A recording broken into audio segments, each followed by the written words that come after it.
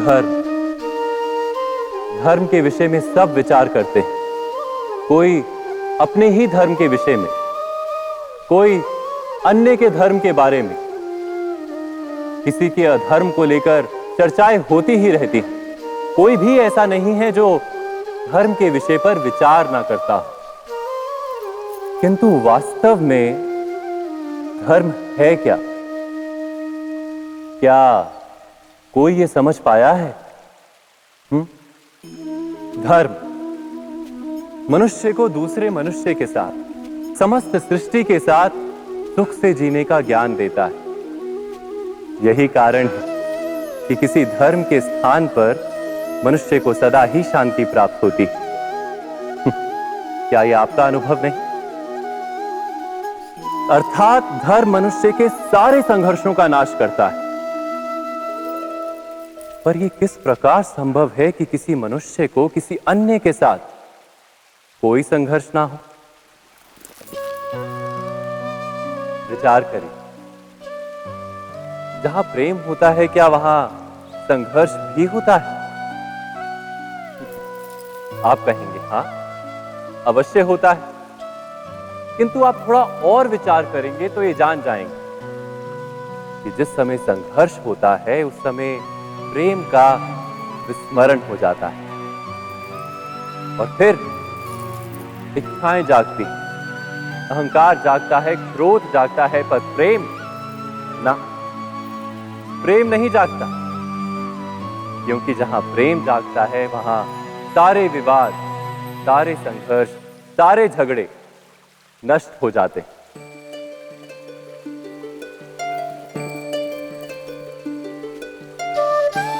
यदि ऐसा ही प्रेम सारे विश्व के लिए जागे तो केवल मनुष्य नहीं, पशु पक्षी के लिए, घास के तिनके के लिए भी यदि हृदय में प्रेम हो तो क्या कोई क्रोध का कारण रह जाता है? नहीं ना। एक व्यक्ति के हृदय में दूसरे व्यक्ति के लिए जो प्रेम का भाव होता है, वही प्रेम भाव समस्त सृष्टि के लिए हो तो उसे करुणा कहा जाता है। करुणा अर्थात सारे विश्व का स्वीकार, सबके लिए केवल प्रेम और कुछ नहीं, कहीं किसी के लिए कोई विरोध नहीं। करुणा ही वास्तव में सारे धर्मों का सार है। धर्म यदि वृक्ष है तो करुणा ही उसका मूल, उसकी जड़। पर बार बार ऐसा समय आता है कि मनुष्य धर्म के मूल को ही भूल जाता है, कुछ नियमों, परंपराओं को पकड़कर बैठता है और करुणा को भुला ही देता है। और ये जगत भर जाता है संघर्षों से, ईर्ष्याओं से, शोषण से, क्रोध से, बैर से, अर्थात अधर्म से।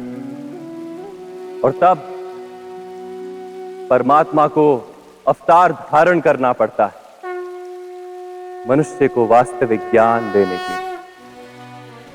महाभारत की ये कथा भी ऐसे ही समय की कथा है जब कुछ लोग परंपराओं को धर्म मानकर जीते थे और दूसरे अधर्म से भरे थे।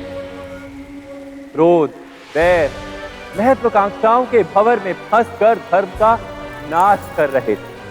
व्यक्ति को व्यक्ति से प्रेम तो था, किंतु समस्त विश्व के लिए प्रेम नहीं था हृदय में। जगत में करुणा नहीं। इसी कारण से मैंने अवतार धारण किया।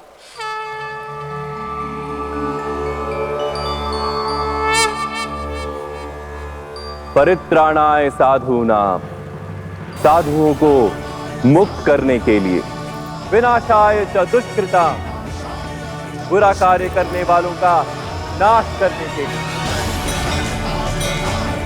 धर्म संस्थापनार्थाय, धर्म की स्थापना के लिए मैं वासुदेव कृष्ण प्रवेश करने जा रहा हूं महाभारत की इस कथा में।